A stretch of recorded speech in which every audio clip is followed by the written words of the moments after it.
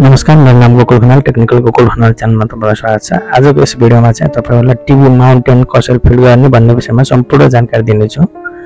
यस सम्बन्धी भिडियोहरु तपाईलाई मैले पहिले पनि धेरैवटा बनाइसकेको छु। यदि हेर्नुभएको छैन भने यही च्यानलमा गएर हेर्न सक्नुहुन्छ, जसमा मैले विभिन्न किसिमका टिभी माउन्टेनहरु कसरी लगाउने भन्ने विषयमा सम्पूर्ण जानकारी दिएको छु। आजको यस भिडियोमा चाहिँ विशेष गरी हामीले चाहिँ एउटा आई केयर हस्पिटल वा क्लिनिकहरुमा कस्तो किसिमको टिभी लगाउँछन् र कसरी लगाउने भन्ने विषयमा थोरै जानकारी लिनेछौँ। त्यसमध्ये हामीले यसमा चाहिँ एकदम सिम्पल तरिकाको टिभी माउन्टेन लगाएको छ, त्यसलाई कसरी लगाउने भन्ने विषयमा सम्पूर्ण जानकारी लिनेछौँ।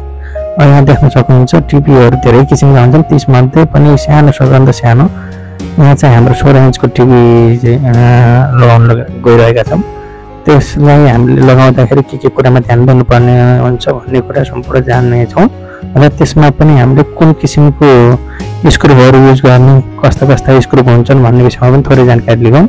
जुन देख्न सक्नुहुन्छ यहाँ भिडियोमा यस्ता किसिमका स्क्रूहरू धेरै मार्केटमा पाउँछ। त्यस्ता स्क्रूभन्दा बढी यस्तो मेटल किसिमको स्क्रूहरू लगाउन एकदम राम्रो हुन्छ, जसले गर्दा यदि हेभी चिजहरू धेरै लोड भए पनि मेटल वाला स्क्रूहरूमा एकदम लोड थ्याङ्ने क्षमता हुन्छ, त्यसैले यस्तो किसिमको लानुपर्ने हुन्छ। अब हामीसँग यस्तो किसिमको टिभी छ जुन दुईवटा स्क्रू मात्र लगाएर आउनु पर्ने हुन्छ। त्यसलाई हामीले अब वालमा हामीले लगाउन गइरहेका छौँ। जुन देख्न सक्नुहुन्छ यहाँ इलेक्ट्रिक पोइन्टहरु हाम्रो पहिले निस्किसकेको छ। अब सिर्फ हामीले टिभीलाई मात्र लगाउनु कसरी भन्ने विषयमा थोरै जानकारी लिन्छौँ। सबैभन्दा पहिला टिभीको लगाउने ठाउँलाई एकदम सेन्टर नाप्नु पर्ने हुन्छ।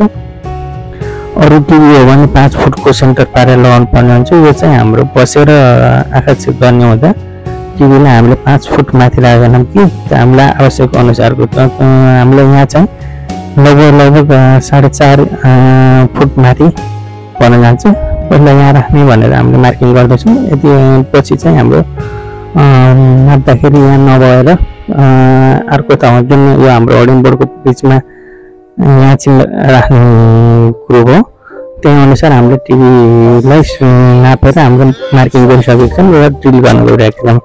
यस्तै किसिमले हामीले 0.6 mm को बिटले हामीले यस्तो किसिमले होल गर्न गइरहेका छौँ। यस्तो होल गरिसकेपछि त्यहाँ हाम्रो दुईवटा स्क्रुप लगाउनु पर्ने हुन्छ। त्यसको लागि हामीले सामान्य मेटल ग्रिप लगाउन गइरहेका छौँ। जुन देख्न सक्नुहुन्छ यस्तो किसिमको मेटल ग्रिप युज गरेर हामीले स्क्रुप पनि युज गर्न गइरहेका छौँ।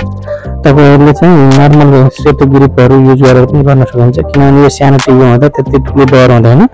यदि तपाईको ठुलो टिभी हुन्थ्यो भने यो ग्रिप भन्दा मेटल ग्रिप नै युज गरेको एकदम राम्रो हुन्छ। अब हाम्रो दुईवटा स्क्रूलाई यस्तो किसिमले राम्रोसँग टाइट गरेर हामीलाई आवश्यक अनुसार बाहिर छोडेर गर्नुपर्ने हुन्छ। अब यहाँ देख्न सक्नुहुन्छ हाम्रो दुईवटा स्क्रूहरू लगभग कसेर सकिसक्नु लागेको छ।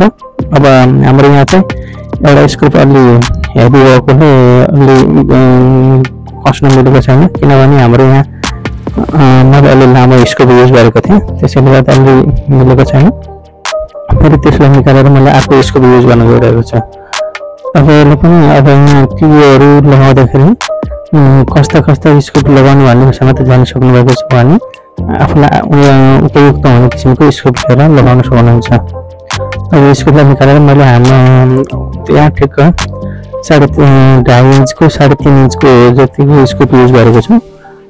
तपाईहरुले पनि त्यही अनुसारको स्क्रू युज गर्न सक्नुहुन्छ। अब टिभीलाई चाहिँ यस्तरी ओपन गर्नुपर्ने हुन्छ। यहाँ चाहिँ स्क्रूको हेड अलि ठुलो भएकोले यहाँ छिरेन, म त्यसलाई फेरि निकालेर अर्को स्क्रू लगाउन गइरहेको छु। अब यहाँ देख्न सक्नुहुन्छ यस्तो किसिमले स्क्रूलाई खोलेर अर्को स्क्रू लगाउन गइरहेको छु। तपाईहरुले पनि पहिले हेडलाई हेरेर लगाउनु भयो भने चाहिँ अलि सहज हुन्छ। मैले चाहिँ अलि ठुलो स्क्रू लगाइदिउँ भनेर ठुलो लगाएको थिएँ, तर नमिलेकोले फेरि निकालेर त्यही अनुसारको 3.5 इन्चको स्क्रू लगाउनु गइरहेको छ। अब यो लगाएर यहाँ देख्न सक्नुहुन्छ सम्पूर्ण सुकिसकेको छ। यसलाई यस्तो किसिमले होप गरिरहेछ। अब यसको लेभल पनि एकदम ठिक छ। पहिला लेभलिङ गरेर हामीले यसको मार्किङ गरेको थियौँ, त्यसले गर्दा सबै कुरा ठिक छ। अब हामीले लाइन सप्लाई गरेर यसलाई चेक गर्न गइरहेका छौँ। लाइन सप्लाई गरेर चेक गर्दाखेरि के हुन्छ अब हेरौँ।